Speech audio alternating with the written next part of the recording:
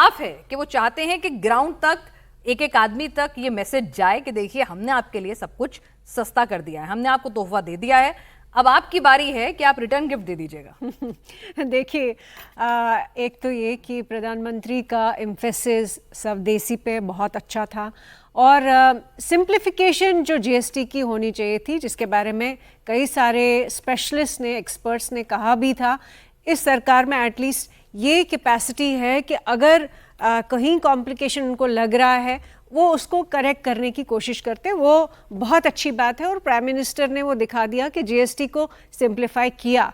और आज की डेट में बिल्कुल वो जो बेनिफिट विनोद जी भी बात कर रहे थे कि ओवरऑल जब भी ऐसी सिचुएशन हुई कि हमको विंडफॉल्स मिल रहे थे अलग अलग सिचुएशंस में, वो पेट्रोल हो या कोई और सिचुएशन हो, वो आम जनता तक नहीं पहुंच पा रहे थे। और कॉरपोरेशंस, बिल्कुल कॉरपोरेशंस भी जो अपने मैकेनिज्म और बैरियर्स लगाती है कि वो मैक्सिमम एक्सट्रैक्ट करें, उसकी वजह से भी लोगों को फ़ायदा नहीं हो रहा था। लेकिन मुझे सबसे इंटरेस्टिंग ये लगा कि प्राइम मिनिस्टर ने कहा कि ये बचत का ये फेस्टिवल है और बचत करनी चाहिए, 2.5 लाख रुपए की बचत हो सकती है। मुझे सिर्फ चिंता इस बात की है कि जिस तरह से कंज्यूमरिज्म जो है इस पूरी सोसाइटी में घुस चुका है और जैसे जैसे चीज़ें सस्ती होती है आम जनता के लिए भी बल्क में चीज़ें खरीदते हैं। कंज्यूमर जो है वो ज़्यादा चीज़ें खरीदेगा, उसकी ज़रूरत हो या नहीं हो। फेंकने का वेस्टेज जो होता है, काफ़ी चीज़ें वेस्ट हो जाती है उसमें, वो भी। तो प्राइम मिनिस्टर ने अंडरलाइन के करके कहा कि बचत मतलब कि आपको रिस्पॉन्सिबिलिटी लेनी है कि आप खुद अपनी सेविंग्स करें।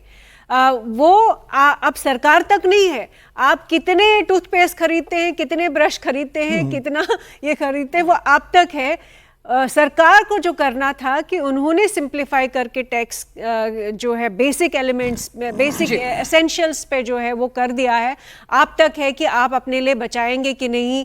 अभी की जो जनरेशन है, जेन जी फॉर एग्जांपल, वो बचाने में बिल्कुल विश्वास नहीं रखती। वो अमेज़ॉन पे क्रेडिट कार्ड माँ बाप का लेके लगातार शॉपिंग करते हैं और जैसी और चीज़ें सस्ती हो रही हैं तो वो बल्क में चीज़ें खरीदेंगे। तो क्या वो सेविंग्स जो है, सेविंग्स का जो इफेक्ट है या एक्सपेक्टेशन है वो होंगी कि नहीं, ये कहना मुश्किल है। ठीक है, तो बचत तो दे दी है, छूट तो दे दी है, लेकिन सबसे पहले बात देवेंद्र, उसका मैसेज ग्राउंड तक जाएगा कि नहीं, और ग्राउंड तक वो फील होगा, उसके बाद फिर वोट में भी असर डालेगा कि नहीं। ठीक है, इकोनॉमिक रिफॉर्म तो है, लेकिन पॉलिटिकल मैसेज भी तो है ना। बिल्कुल पीना, जिसमें कोई दो राय नहीं है। और अपोजिशन ने एक तरह से जीएसटी को पूरी तरह से प्रधानमंत्री नरेंद्र मोदी की उपलब्धि बना दिया जाए और वही क्रेडिट उन्हीं को दे दिया जाए, इसमें कोई कोर कसर नहीं छोड़ा।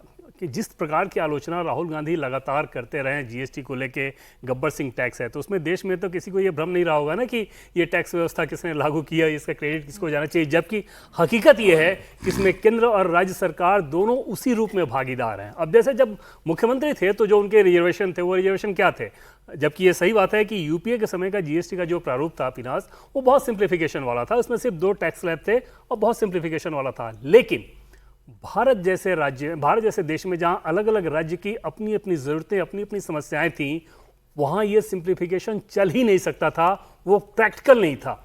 जैसे तब गुजरात के मुख्यमंत्री नरेंद्र मोदी ने बैठक में सवाल किया था कि जो रेवेन्यू लॉस होगा वो आप कैसे उसकी भरपाई करेंगे।